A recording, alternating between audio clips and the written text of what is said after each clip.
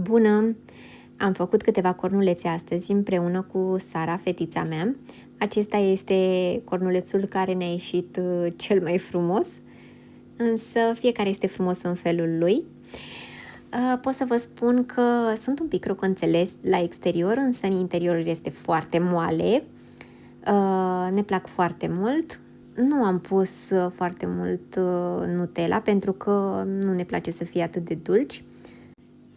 Ca și rețetă este cea a cozonacului, doar că nu am pus doar unt pentru că nu aveam suficient în casă. De moment ne-am gândit să facem cornulețe și nu am mai mers la magazin, așa că am completat cu ulei.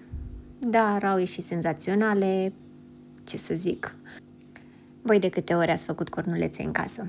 Lăsați-mi în comentarii. Vă doresc o zi bună și mulțumesc că mi-ați urmărit clipul. Pupici!